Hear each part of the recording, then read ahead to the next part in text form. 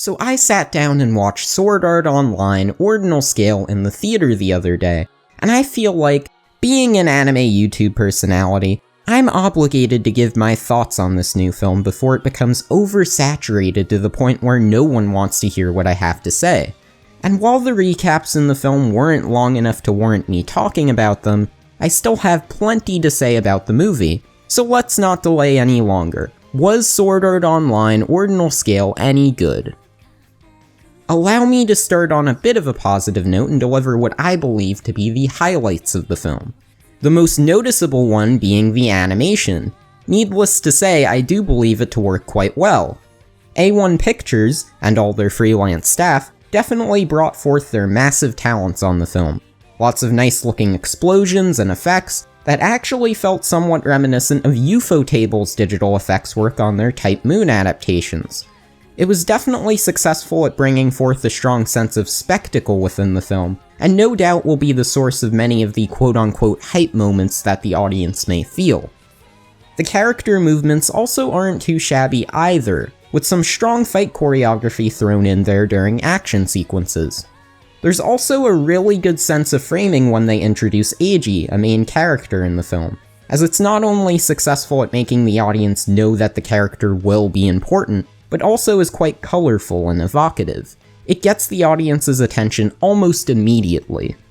If I were to criticize any aspects of the animation, I'd say that the timing could have been stronger on some scenes, as it sometimes felt like the characters were moving slower than they should have. It was especially rather noticeable to me during the Kirito scenes in the first fight, wherein it felt almost like a 3D CG anime and the frame rate was dropping. Needless to say, it was quite odd. Furthermore, and this is a good segue, we see the return of the dreaded 3D CG crowds, though thankfully the film chooses to keep these scenes to a minimum or make them less noticeable through the use of blur effects, so it isn't as bad as it could have been. And while I do commend the framing in action scenes, I have to say that the composition felt a lot more dull in regular scenes, much to the detriment of my entertainment value. It made those long, winding conversations even more long and winding and boring as a result.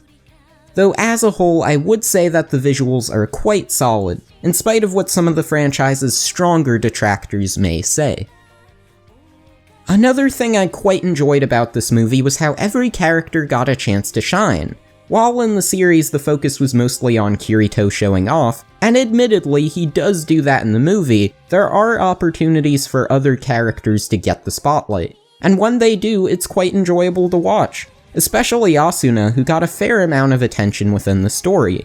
Even when characters didn't play a major role in the narrative, it definitely still worked as fan service for those who are fond of the SAO franchise. One more commendable aspect of the film was certainly the romance between Kirito and Asuna. The major challenge in their relationship within Ordinal Scale is, if they had no memory of Sword Art Online, the major catalyst that caused them to meet and where their relationship really started to flourish, would they still be able to succeed as a couple?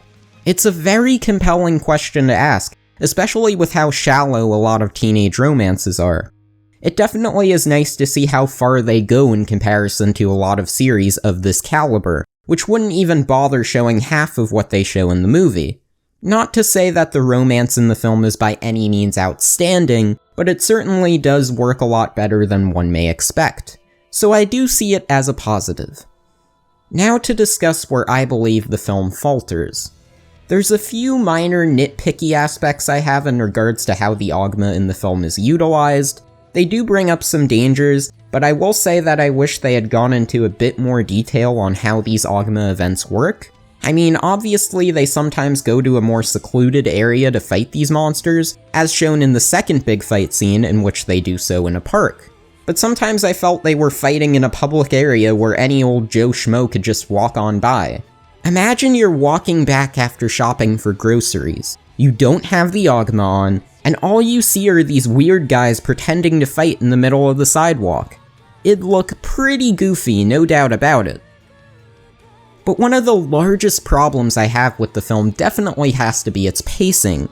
Though it does feel a lot more exciting and interesting than the series, it still has a ton of really slow moments.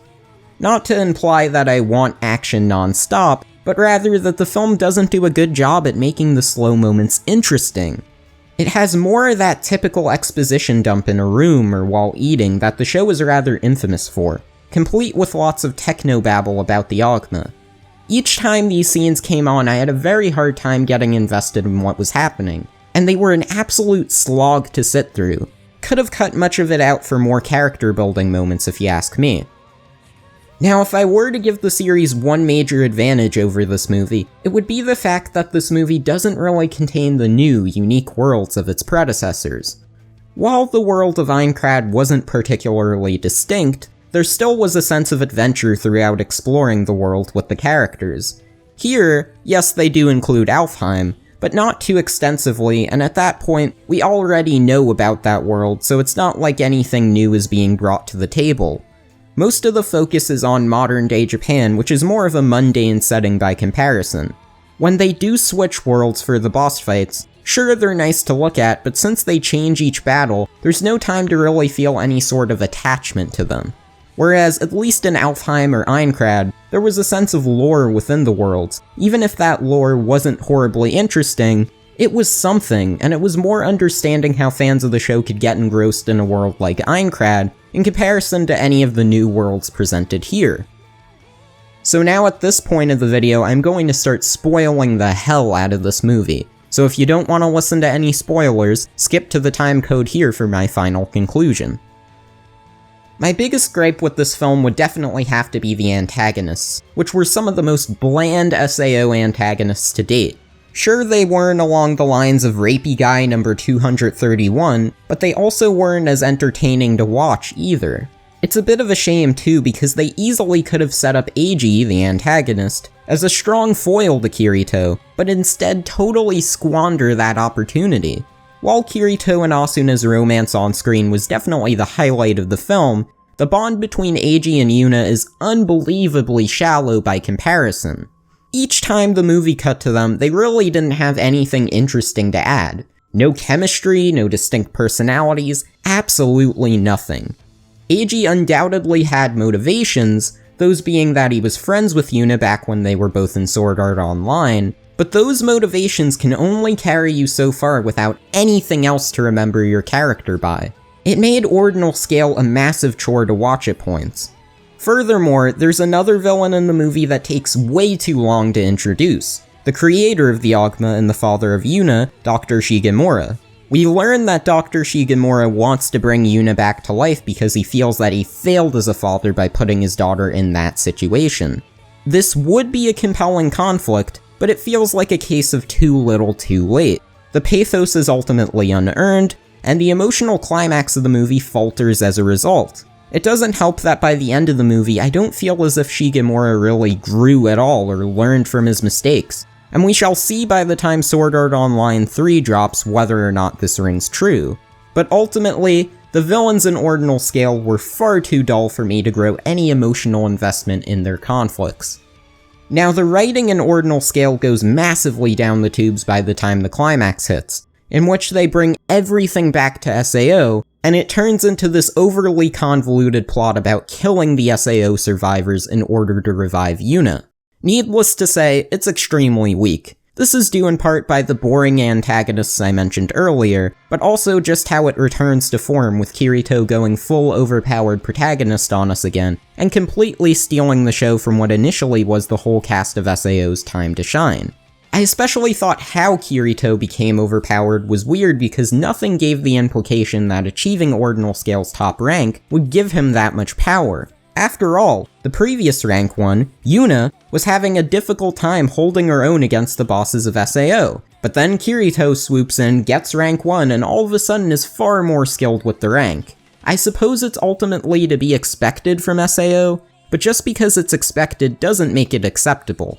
It's especially hilarious for the agents hunting down Shigemura, because while they're hunting him down, they think about the whole SAO plot point and it's just like, oh yeah, that? We'll just let Kirito handle it. Granted, this is, once again, not anything new, since a plot point similar to this was done in the Gun Gale Online arc, but it doesn't make matters any less silly. Now, with all the pros and cons in mind, did I enjoy this movie? Not really. It definitely was the best thing to come out of the franchise, but I don't feel as if that's saying much considering the franchise wasn't all that good to begin with.